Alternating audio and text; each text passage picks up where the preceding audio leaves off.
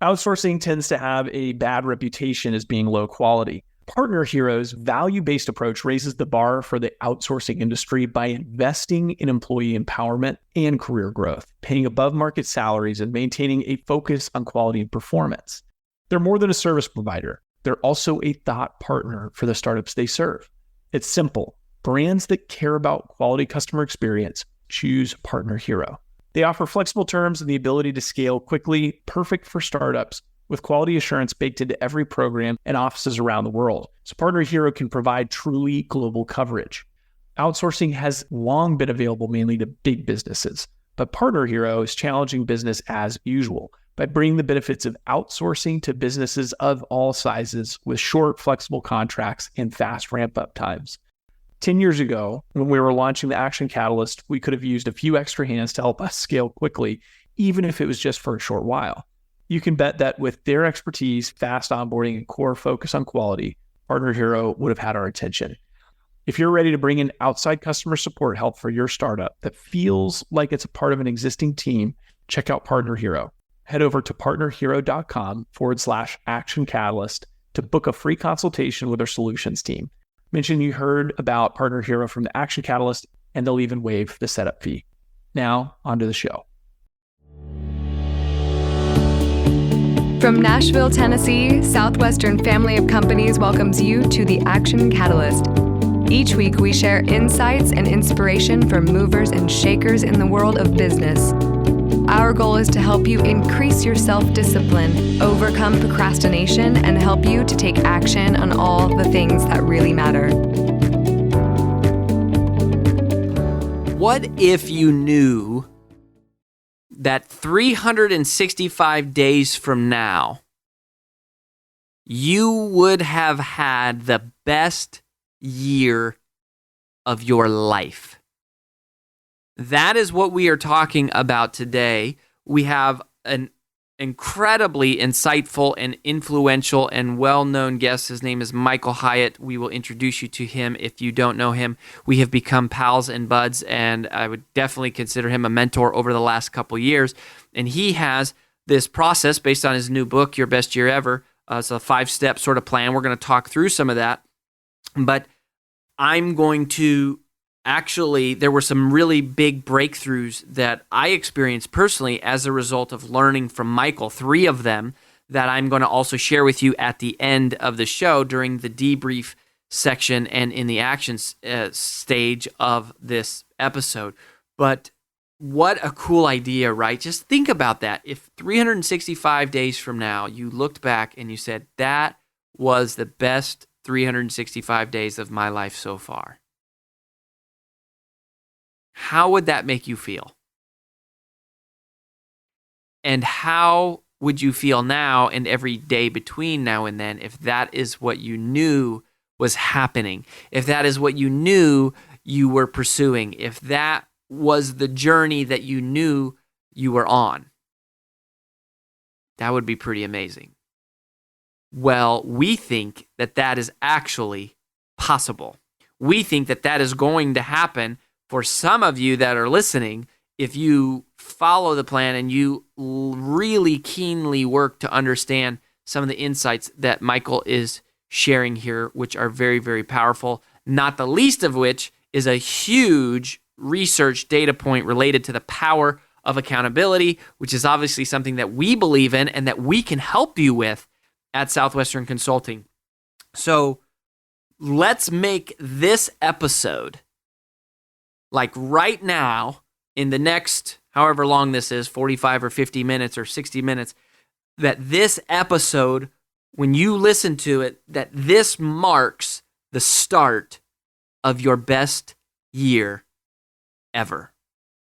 We'll get started just after this message. This episode is sponsored by Southwestern Coaching. Southwestern Coaching has helped over 12,000 people increase their incomes by over 25% on average. As a successful salesperson, you know the importance of increasing your sales, but sometimes you might just need a little extra push and accountability to meet your goals and grow your business. Southwestern Coaching will help you increase your income through one-on-one sales and leadership coaching tailored specifically to your needs. Together, we will elevate sales. To schedule your free one-on-one business action planning session with a Southwestern coach, go to www.southwesternconsulting.com/action catalyst. This is the book, Your Best Year Ever, by my pal, Mr. Michael Hyatt. If you're not familiar with Michael, he's the former CEO of Thomas Nelson, New York Times bestselling author of a few other books. And then this one is fresh out, depending on when you're looking at this recording. #1 Wall Street Journal best-selling book right now, which I'm so excited about because it is a fantastic book. Your Best Year Ever, a 5-step plan for achieving your most important goals. And I want to mention, depending on when you're listening to this, you start planning your best year at any point. So you don't have to wait for next New Year's resolution. Start doing it now. And Michael, you know how much I admire you and appreciate you. And I love this book. And so welcome back. Thank you for being here. Great to be on again. So one of the things I wanted to ask you about is you mentioned a research-driven system for achieving your goals. And I think that's a really cool part of this. So when you say research, can you tell us what was the research? What does that mean exactly? And obviously you've got a long history of sort of personal observation and being around successful people and so forth. Sure. Can you just shine some light on that for us? Sure. Well, first of all, there's an entire scholarly discipline of goal achievement research. So there's all kinds of scholars, all kinds of studies out there. We don't have to guess at it anymore. Sometimes people wonder, well, what really works? And you hear this anecdote and that anecdote from this speaker and that speaker, but there's really a scientific basis now for it. In addition to that, we've had 32,000 people in 110 countries go through my Best Year Ever course over the last 5 years. So we've collected data from those people. We know what works, what kind of works, what doesn't work at all. And we've been able to separate sort of the myth from the reality. I gotcha. Well, that's interesting. And one of the things that I love about this is before diving into just sort of the prescriptive, here's what you should do. I loved the opening conversation about limiting beliefs. And you talk about 3 different types of limiting beliefs. And I think just a little admission here, I think I first heard Tony Robbins, this was the first person I had ever heard talk about it. And it seemed kind of like hooey-fooey to me. But more and more, especially as I've gotten older, I've really bought into this idea of limiting beliefs. So can you tell us what those are? And, if you can, talk about the 3 different types. Sure. Yeah, well, so let me start with a story that I actually tell in the book about my dog, Nelson. And so I had this dog when I was the CEO of Thomas Nelson. I thought it was kind of cute to name him after the company. But he would bolt out the front door, and we wouldn't be able to catch him for 20 minutes. We didn't have a fenced-in yard at the time and couldn't have one. So we then put in an electric or one of those electronic invisible fences. And that was amazing because he got so trained that when he would approach that invisible fence, he'd get this little vibration in his collar, and he would shrink back from crossing the boundary. He got so good at this, so trained, that we removed the collar, never put it on again, and he never would cross the boundary, even if we held treats on the other side of the boundary.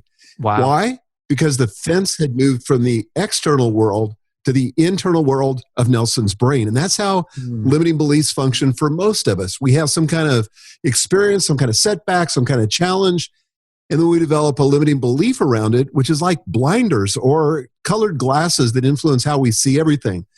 Some of these are global beliefs. Like we think, the economy is messed up, so there's no possible way that we can succeed. Or, whoever's president at the time, because they're the president, we can't succeed. That's like this global belief, or all men are, pigs, or whatever it is. We develop these global beliefs. Then there's beliefs about other people, where we start thinking about, she wouldn't want to spend time with me. She doesn't find me that interesting. Or I'll never get the time of day from that person. But the most damaging ones of all are the beliefs about ourselves. And I hear these all the time, or you probably do too, where people say things like, I'm too old, or I'm too young, or I don't have enough education, or I've got too much education, or I don't have enough experience, or I've got too much experience. And I've heard it on both sides of the equation, but it really is a reality that for the most part exists inside our head. And that's the only place it exists. Mm-hmm. Yeah, I think it's amazing. Just that the dog collar is such a great illustration of Nelson, because they're there, and then you don't realize they're there, and it's like somebody else put it there, and then it's removed, and it doesn't. You can go beyond it, but you stop. And I think it's just a perfect illustration of how it works. And one other thing on this, there's a quote from that same section that I really love. It said, "Resources are never the main challenge in achieving your dreams." So can you kind of expand on that a bit? Yeah. Yeah, I have this fundamental conviction that resources always follow clarity or vision. So the resources don't show up until we get clear on what it is that we want. And so our job is to get clear on what we want, and then the resources show up. Now, when we get this backwards, it's very dangerous because we might start thinking about the future and we think, well, I don't really have the money to achieve this, so I'm not even going to dream about it. I'm not even going to think about it. Or I don't have the network of contacts, or I don't have the time. It's very important to get clear first on what you want, and then trust that the resources will show up. And they do. But they don't come to people who aren't clear on what they want. Yeah, I mean, that is so huge, because, and sometimes I think we logic our way out of achieving dreams. We say, Yes. "Oh, because I don't have this, I don't have that, I couldn't do it." And like you're saying, if you start with the dream, then you're able to reverse engineer into what the path and the solution is. And that's good. That's good. Well, it's true. And sometimes the clarity of that will attract the resources.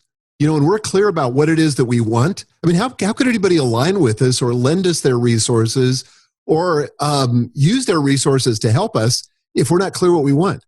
So there's an attraction factor that happens when we get clear. It's a way of enrolling other people in the vision too, where they can bring their resources to the table and help us. I love that. And that it does. It's not just clarity for yourself, it's clarity for other people. Because once you're clear about what you want, then they're clear about how they can or cannot help you. I've never thought about that way. That is really cool. So I want to talk about risk. You talk about risk, and you kind of bring up this idea that you say, actually risk, almost like risk is your friend. And why do people avoid risk, and why are you saying that risk is a necessary part of this journey? Well, in corporations especially, but I've really noticed this among salespeople. A lot of times people will, quote, sandbag their numbers. They'll aim for a goal that's in their comfort zone because maybe in the past they've been upbraided or fired or penalized in some way when they missed a goal. And they didn't like the feeling of that. They didn't like the results of that. So they dial it down to something that's safe. But here's the thing, Rory. All the goal research says that is a prescription for not hitting your goals. Why? Because if the goal is in your comfort zone, it's not going to ignite your imagination. It's not going to demand innovation. It's not going to focus your execution. Instead, it has to be dialed up into the discomfort zone. The goal has got to be risky. And that's why in my SMARTER framework, which is my tweak of the SMART framework, in the SMARTER framework, the first R stands for risky. The goal has got to be not in the comfort zone, but in the discomfort zone. Now, the major feature of the discomfort zone and how you know you're there is that you're uncomfortable. You feel fear, uncertainty, and doubt. You feel like there's some risk that if you fail, you're afraid of that. Or maybe you're uncertain of the path. You've never done this before. You're not quite clear how you're going to get from point A to point B. And maybe you've got some doubt even about your ability to pull it off. Do you have what it takes to achieve this goal? If you feel that way, that's awesome. Those are positive indicators that your goal is set in the discomfort zone. Now here's the distinction, though, that's important. You don't want to be in the delusional zone, where you've dialed it so far up there that you don't have a chance of hitting it, and you're deluding yourself, you're fooling yourself, it's not going to happen. So the trick is, almost like the three bears, you got to get it just right, and it's right there in the middle in the comfort zone. Yeah, although, I feel like, you gave some really good indicators there about you might have some self-doubt, you might have some fear. And I would think that if you extend into that zone of delusional, you don't really have fear because you don't really, it doesn't really seem possible. It's like if you have a healthy fear, that's because you kind of know this could be possible. But if it's just such like otherwise you're just sort of talking smack and there's no substance. And so there's probably not any real corresponding fear. So, I mean, I don't. That's totally true. I was talking to a friend of mine. This is about 3 years ago. And this guy had never made more than $75,000 in his life. And so he got all excited about goal setting. He'd heard me talk about it. He's actually my fitness trainer. And he said, this year, I'm going to make $1 million. And I said, well, wait a second. You told me before that you've never made over $75,000. You're going to make $1 million this year? And talk about talking smack. That's exactly what he was doing. He didn't have a clue. It was completely delusional. Well, as you can imagine, he got to the end of the year. He didn't get anywhere close to it, didn't make any more money than he'd made the previous year. And you know what he said? That goal setting thing doesn't work. And I said, no. Goal setting works. Goals in the delusional zone don't work. And that's exactly what he had done. Yeah. That's an interesting distinction. So so let's talk about the SMARTER framework. So there's, these 7 sort of attributes of effective goals, and we're not going to have time to get into all of them. Of course, just a reminder, if you're just tuning in, Your Best Year Ever is the name of the book. Michael Hyatt is the author. #1 Wall Street Journal bestselling book right now. So can you walk us through the 7, just kind of high level, Sure. just list them for us? Yep. I'll give you the ones that everybody knows, and then I'll tell you how mine are different. So the S stands for specific. The goal's got to be specific, not vague. It's got to be measurable. If you can put a number on it, all the better. Because then when you cross the finish line. Then it needs to be actionable. So I always recommend that people start with an action verb, not a to be verb, but a good, strong action verb. Like, run, walk, lose, earn, increase, decrease, something that's an action verb. Then the R stands for risky, which we already covered. The T stands for time keyed in my system, because I make a distinction between habit goals and achievement goals are a little bit different. And the way that the time component works is a little bit different on each one of those. We can come back to that if you want to. But here's where it gets interesting. The E in SMARTER stands for exciting. If the goal's not exciting to you, you're not going to stick it out and cross the finish line. You're going to get to the messy middle where you're going to throw up your hands and you're going to say, you know what? This goal didn't mean that much to me. I just give up on it. So it's got to be exciting to you. Now, this is an important distinction, Rory. Every goal is a project, but not every project is a goal. And one of the key distinctives of whether or not it's a goal is it exciting? So I had a lady in one of my groups this last year who said, I'm having a hard time around one of my goals getting motivated. And I said, okay, so what's the goal? She said, I've got to reconcile my accounting. I'm several months, behind on that. And I got to reconcile it. And I said, okay, are you excited about that? She said, heck no, I'm not excited about that at all. And I said, okay, that's a project. It's not a goal. Every goal is a project, but not every project's a goal. That's set her free.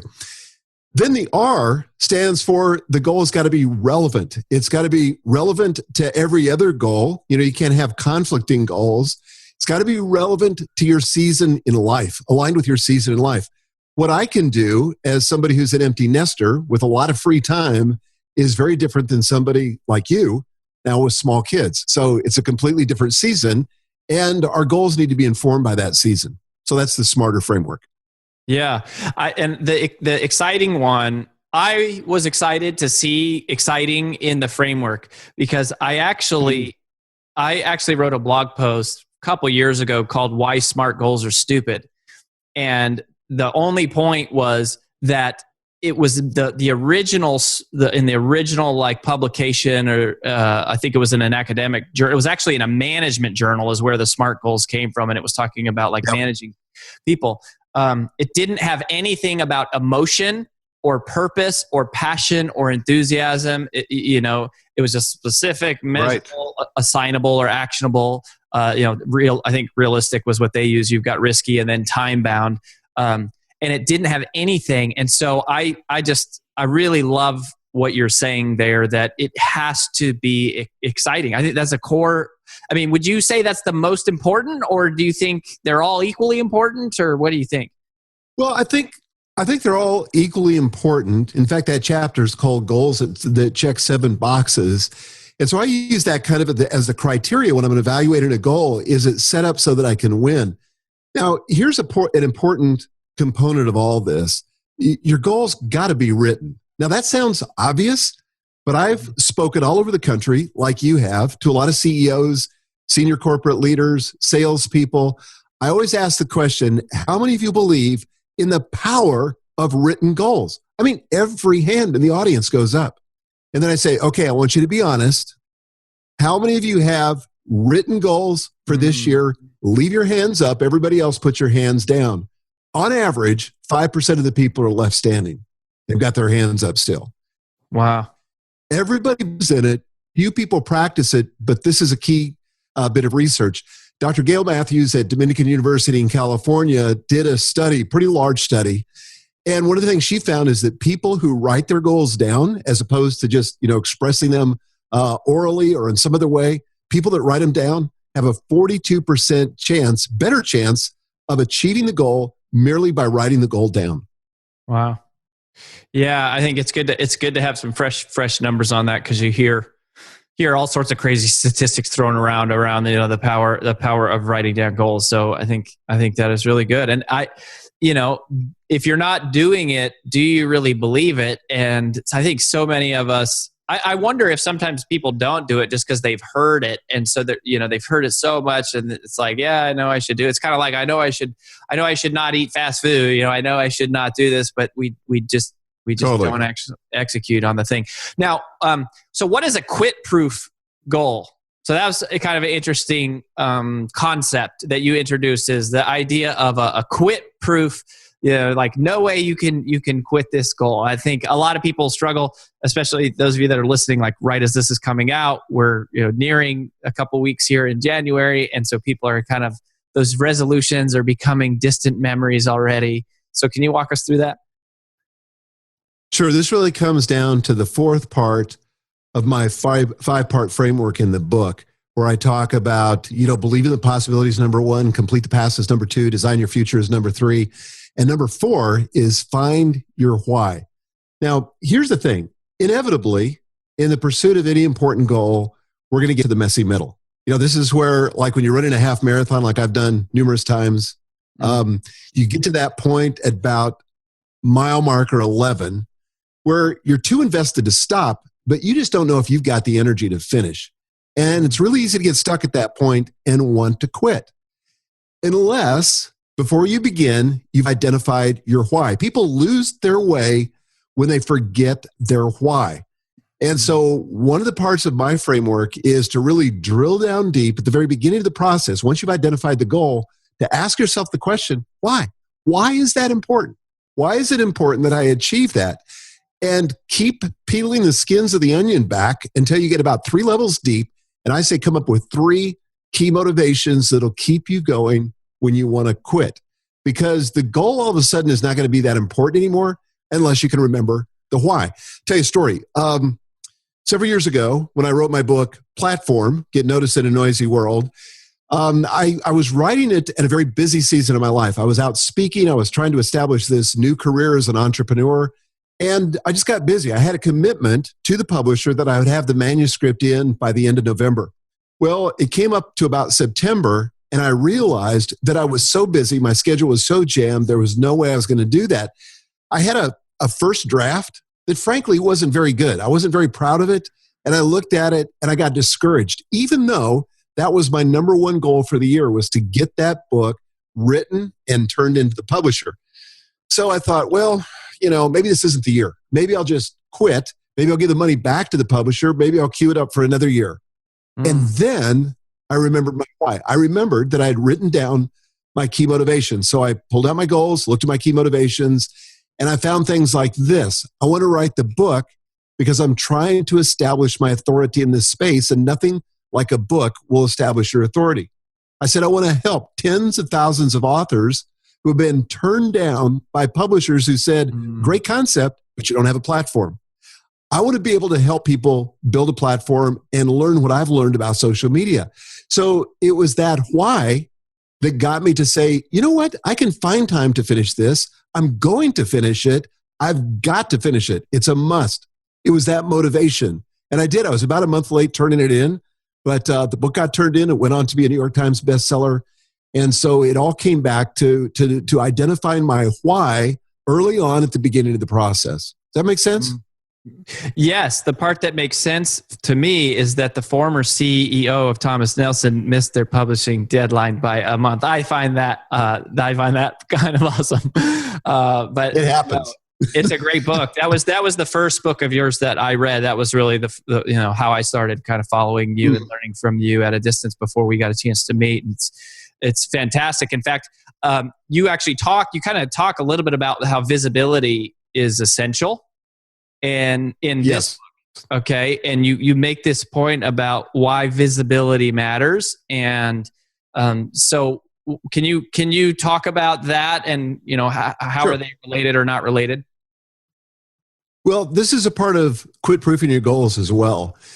You've got to keep the goals visible. And so often I see people frame up a set of goals. They get eager at the first of the year or whenever. They come up with a list of goals and then they file them away and don't look at them again. And we used to do this on a corporate scale, even at Thomas Nelson when I was there. We do an offsite planning retreat, come up with a brilliant plan, come back. And, it was very difficult to get back to that and to review it on some kind of regular basis. So I encourage people in the book to follow a process where they're reviewing sort of the top line goals, 7 to 10 goals for the year, reviewing those every day, just a quick scan. Ask yourself, is there anything I could do today to move forward on one of these goals? And then once a week in a weekly review process, review not only the goals, but your key motivations so you can connect emotionally and intellectually with why that goal is important. And then on a quarterly basis, ask yourself the question, am I still committed to this goal? Does it need to be revised? Does it need to be removed? Does it need to be replaced by something else? But you've got to keep your goals visible. You've got to keep reviewing it. If you don't do that, I can virtually guarantee you that you're not going to achieve your goals. When you talk about the finding your why, I think a lot of people struggle with that. And how do you know when you have it? Is it basically that you have an emotional response to it? Is that the best litmus test? No, I don't think it's just emotional. I think it could be intellectual. It could be intellectually compelling to you. Maybe just something that you're trying to solve, some problem that doesn't really have an emotional component. But if you could pull that off, it would really be interesting to you intellectually. It could be moving emotionally, either one of those. But I think you've just got to ask yourself the question, why is this important? And if you can't come up with a good reason of why it's important, because honestly, it's going to take a lot of effort to accomplish the kind of goals that are in your discomfort zone. And if you can't come up with a compelling why, you're probably not going to go the distance and actually achieve the goal. So I just think asking yourself, not letting yourself off the hook, but just asking yourself the question, why is that important? And just brainstorm it. Keep writing. Why is this important? Think of every reason you can, then go back and rank them. And I throw out all of them but the top 3. I feel like if I can focus on those top 3, that's sufficient. Yeah, I think that's cool. So you kind of do the brain dump and then take the 3 and you keep those because you're going to go to them when you're not motivated. You're going to go to them when you're on mile 11 and you want to quit, or you're a month before your publishing deadline. And then I think that's really, really good. So I have one more question for you. Before we do that, obviously Your Best Year Ever is the name of the book, so you can get it just about anywhere where fine books are sold. But where do you want people to go, Michael, if they want to kind of connect with you and follow you? They go to my website at michaelhyatt.com. It's a great place. We do have a site for the book called yourbestyeareverbook.com. But as you said, it's available everywhere. Amazon, Barnes & Noble, most places online. Mm-hmm. Yeah, absolutely. And so this is the last thing. And I thought this was interesting that it found its way into the book. Obviously, at Southwestern Consulting, our core business is coaching and one-on-one coaching. And that's like what we do. And so we believe in accountability. And you mentioned this part about the journey is better with friends. And being that this was sort of a researched book and that I was curious to see, how did that make it past the cut, and why is that such an important part? Yeah, well, let me just quote this great verse from Solomon in the book of Ecclesiastes. He says, "Two are better than one because they have a good return for their labor. For if either of them falls, the one will lift up his fellow. But woe to the one who falls when he is alone, for he will not have another to lift him up." So, this is ancient wisdom, but it's also been verified by science. Now, I've heard for a long time, in fact, I used to practice this, go public with your goals. And then I saw that very famous TED talk by Derek Sivers, maybe you've seen it too, where he says, no, no, no, no, no.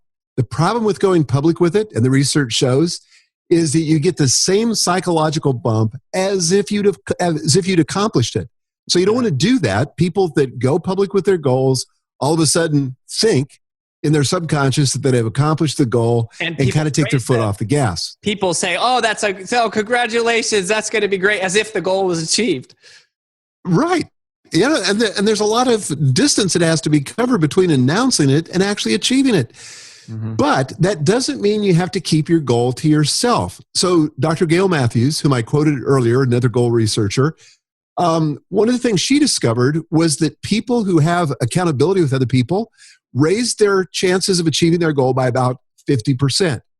And what you've got to do is share selectively with people who will give you inspiration, feedback, and hold you accountable. Not beating you up or shaming you, but holding you accountable to what they know and you want to achieve. So I always suggest you get a small group of friends or a group of like-minded people who are all in this together, who will encourage one another, be positive in one another's life, and reinforce one another's best thinking and best achievement. What you don't want to do is share your goals with people that are negative. People that'll say, oh yeah, I remember the last time you tried that and it didn't go anywhere. That's not helpful. And you don't want you don't want to share your goals with those kind of people. Yeah. I love it. It's not about people who praise you right away or shame you. It's inspiration, feedback, accountability. Wow, that is so powerful. The idea of just raising your chances by 50% by sharing them. Well, I actually was honored and privileged to give an endorsement of the book. And one of the things that I said in my written endorsement was that Michael Hyatt is a master of intentional living. And I think if you follow him and you watch everything he does, thank you, just intentionally. And, you don't hear about her in the public as much, although she's pretty public, as his wife, Gail. Amazing, amazing people. And you guys make a big impact on the world. And so we're grateful for the book. We're grateful for your impact. And thanks for making some time for us. Appreciate you having me on.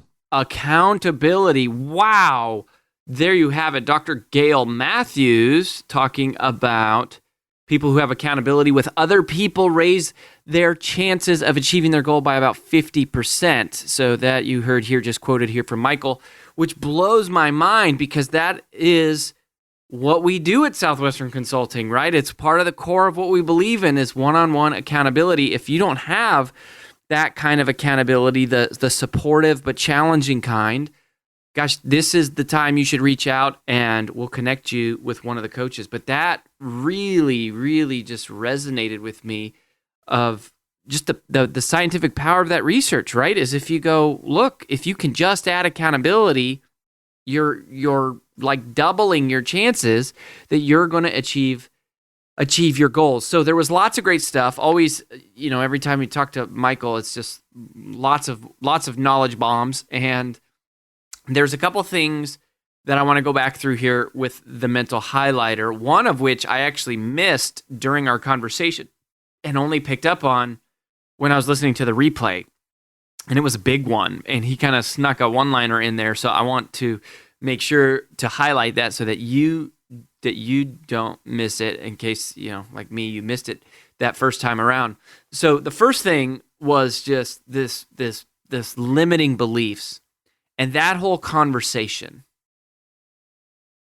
And I've been lucky to be surrounded by some people who are really big thinkers. I mean, lots of people in my life who are really big thinkers. And I think a lot of ways they have pulled me through various limiting beliefs that I have had. And I've had great coaches and mentors and business partners and all that kind of stuff. But that metaphor of Nelson the dog, that is such a great metaphor, like a symbolic representation of exactly what we do. We get used to a limit, and then we just assume that that limit is always there. So what limits do you have in your life right now? What limits have you placed on yourself in terms of your ability to whatever, make more money, in terms of the quality of your relationships, in terms of the level of influence that you will have? You have had one of those dog collars on, and I have. All of us have. We've all set these boundaries for what we believe is possible for our life. And the thing that is so crazy about it is it's safe. Our brain is designed to keep us safe, and it's safe to live inside of those limits. That's part of why we create them. But they're not real. They are literally figments of your imagination. And I loved that quote from his book, that resources are never the main challenge in achieving the goal. It's not about your resources. It's about your belief level. It is about your expectation level. It's about what you think is possible. And you go, and I've heard people say this before, and I've always gotten kind of frustrated. I'm like, okay, but how do I change my belief level? Like, that is my belief.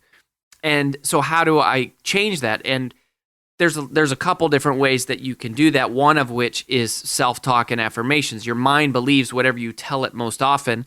And so like a computer, your brain is just it's programmed, and you're the one in control of programming it, and you have programmed your limiting beliefs by repeating them over and over, or unconsciously setting these boundaries that you believe to be at the maximum of what is possible for you. So part of it is reprogramming. That's one of the biggest things that we work with people in coaching, is we catch them on their self-talk. We help them understand sort of the science of self-talk and deconstruct what that is and how that works. But one of the big breakthroughs that I have had here recently, and it was actually, the way that this was said directly to me by one of my best buds. His name's Jay Bear, and we've had him on the show a couple times. He's one of my favorite people that I've ever learned from in the world of content marketing, and just a great guy. And we were having a conversation about this, and the way that he phrased it, I thought captured it nicely. He said something to the effect of, the way that I internalized it was, don't construct your goals, deconstruct your goals. Don't construct your goals, deconstruct your goals. So what do I mean by that? Well, what Jay was saying and what Michael is talking about here is that when most of us set goals, what we do is we sort of take something from our past, something that we've achieved, something that we are comfortable with, and we kind of construct our goals. We add like a moderate level of improvement, or a moderate level of growth that feels safe and comfortable because we know what it is. And so we kind of construct our goals. We build on top sort of logically about what we're going to do. Well, there's a couple problems with that. One is it doesn't really, like Michael said, it doesn't cause your creativity really to activate. Anything that feels that safe doesn't cause your the creative juices to come alive. It doesn't cause you to problem solve. It doesn't activate your reticular activating system. It doesn't really force you to press and think and push and stretch. And so what you do is you do more of what you've always done, thinking that you're going to create this incremental growth, and oftentimes you don't even create the incremental growth. I mean, at best, maybe you do create the incremental growth, but that's not the way that ultra performers would do it, right? That's not the way that you explode, that you multiply, that you climb aggressively. What you do is you set the goal first, and you say, this is what I want. This is what I feel called to do. This is what I feel led towards. This is the thing that God has placed on my heart. And I believe that God won't place something on your heart and then not give you the resources to figure it out, and or to use that goal to move you in a direction that he wants to move you in. So even if you don't achieve it, sometimes the reason that God puts goals on our hearts, I think, is because that is a way he is moving us in a direction. He's stretching us, he's developing us, and it may not be about that goal. It may be about a journey and about a process that he's preparing us for. He needs to prepare us into somebody for something else. But sometimes it is to achieve the goal, and whether you believe in God or not, maybe you can just get rallied around the idea that of just this, pursue what you want, and if it's a desire in your heart, it's worth going after. And if it scares you, that's okay. That means that it is going to activate your creativity, that it is going to engage your senses, that it's going to cause you to pull in a multitude of your resources and to be resourceful to make it happen. And that's a good thing. That's a fun thing. And it is a scary thing, but it's also an exciting thing. And that's where greatness lives. That's where you breed greatness from, is out of that discomfort zone, as Michael was talking about. But what the problem is that for most of us, it feels more comfortable to construct our goals, to basically say, this is what I've done in the past, so I'm going to add to that incrementally, and I'm constructing a goal. But what the ultra performers do, and I think of, the record breakers, we have several record breakers on our team internally at Southwestern Consulting, and a number of clients that have done these incredible, amazing things, is they don't kind of construct and build incrementally. They just start with the end goal and they go, gosh, that's what I want. That's what's exciting to me. That's what's compelling. That is what I want to do. And then once you've said that, you deconstruct the goal. So now you ask the question, how? The likelihood of your success is improved by intentionally creating the question how, rather than accidentally relenting to the question should, rather than defaulting back to, I don't think I could do that, it's not logical. And that's what you have to be careful of. And especially those of you out there, if you're like me, if you're listening and you are an analytical and you're very logical, and you sort of maybe pride yourself on intelligence, or you're very good, work through systems. The risk of that, right? There's a lot of strengths to being a person like that, but one of the risks is when it comes to dreaming, when it comes to setting goals, because you logic your way out of your goal. You convince yourself that the goal is impossible because you've never done it. But what you have to realize is that when you deconstruct your goal, it's causing you to look at that goal through a different lens than you've ever looked before. And that is what the key shift is. That is, it causes a paradigm shift. It's like if I'm used to always wearing glasses that aren't quite 20/20,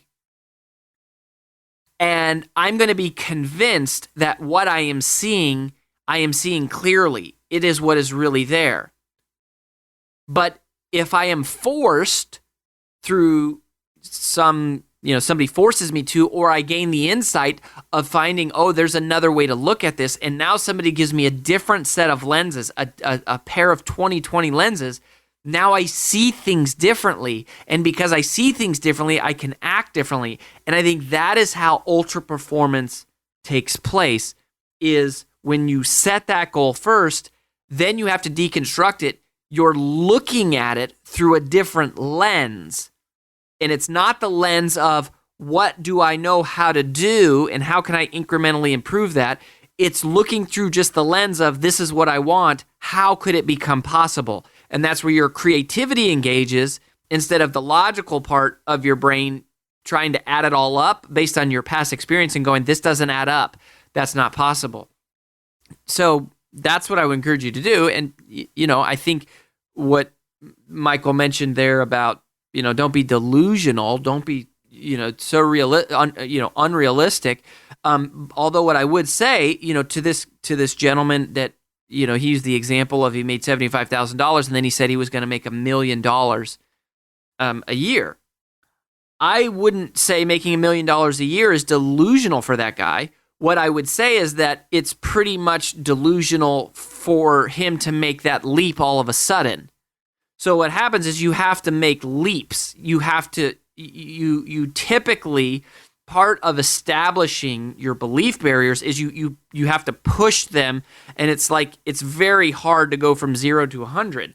And in this case, right, the guy is not being open and receptive to feedback in his life, which is that perhaps if he has that goal, he's going to have to alter the business model, right? If he's a personal trainer, he might not be able to just go out and do a bunch of trainings. He might be limited, or else he would have to do something that would drive the perceived value of what he does so high that he could raise his fee, or he would keep his fees the same and he'd have to bring more people on, right? But he would have to come to that realization somehow in order to create that kind of scale. And so you kind of grow, you grow steadily, and so that's where I think I don't really think of any goal as delusional, other than in which the speed or the pace at which you think for it to become realistic. So that really, based on the conversation that I had recently with Jay and just what Michael was saying and that story about the dog, really here, like always, I'm sharing with you things that I'm learning and realizing for my own life about my own weaknesses. And limiting beliefs is one. As a logical, analytical, somewhat previously skeptical person, this is something that I've struggled with. I think that's really cool. So don't construct your goals, deconstruct your goals. That's how you're going to start to move past limiting beliefs. So that was the first major thing, other than the data point from Dr. Gail Matthews. The second major thing, and Michael did talk about this, is that your goal needs to move you emotionally. It needs to compel you. And like when you think about it, it needs to inspire action. It needs to, and the word inspire means to breathe life into. So that's a biblical term. Inspire is to breathe life into. So when you, it's not necessary that you believe in the Bible or God or whatever in order to understand the concept that if you set a goal and you look at it or you read it, it should breathe life into you when you review it. It inspires you and it compels you to move. It compels you to act. Like I thought the example that he used of this lady that was doing her taxes or whatever, she says, oh, this is my goal. And he's like, oh, well, does that inspire you? And she's like, no. And it's like, oh, well, that's a project then. That's a task. That isn't really a goal. And I liked that distinction a lot that Michael made about the difference, perhaps the biggest difference between a goal and a project is that a goal inspires you. A project is something that needs to be done. It's a matter of fact part of your job or part of your life or part of your survival. But it's not really the same thing as a goal. A goal is inspiring you. It's compelling you. It is calling you to action. And I think that's just really, really good. So make sure whatever your goals are, that they have emotion behind them, that they're moving you to action. And then the third thing, and this is the last thing I wanted to share with you, and this is the thing that I missed. I completely missed it when he was talking, but when I went back and listened to the interview, he said that the last R in the SMARTER framework, so he adds the ER, which is exciting, and then the last R was relevant. And what he said it has to be relevant to a season in your life. So anyways, the concept of seasons is a better reflection of how life works, that it ebbs and flows and there's these seasons. And I think what he's saying here is so brilliant. He's saying that set goals relevant to your season. In other words, be mindful of the natural limitations that are there in your life, not the fictitious limiting beliefs, but the actual literal limits, right? Like if you don't have $1 million, you might not be able to set a goal to invest in 100 different projects. It's not a limiting belief. It's like an actual belief. It's not even a belief. It's a circumstance. And I think maybe that's the difference, is a limiting belief is a belief, it's an idea, it's a construct. And those are things that you can move past. At the same time, you need to be mindful of your actual circumstances. These are things that are real, right? Like, I have a baby. That means I am now in a different season than I have been in the past. And those are things that you just need to be mindful of. So break through your limiting beliefs. Don't construct your goals, deconstruct your goals, and be mindful of the season of your life that you are in. And don't forget to get accountability. Hopefully that will help you have your best year ever. Well, that about wraps up the Action Catalyst podcast for this week. If you haven't yet, please log in to whatever your favorite medium is to listen to the show and both rate this podcast and leave a comment, as that helps new prospective listeners determine if the show's really a good fit for them. If you enjoy this podcast, please make sure to subscribe, leave a review, and screenshot this episode to share with your friends on social media. Make sure to follow us on Facebook and Instagram at Action Catalyst and subscribe to our video podcast on YouTube. Thanks for listening.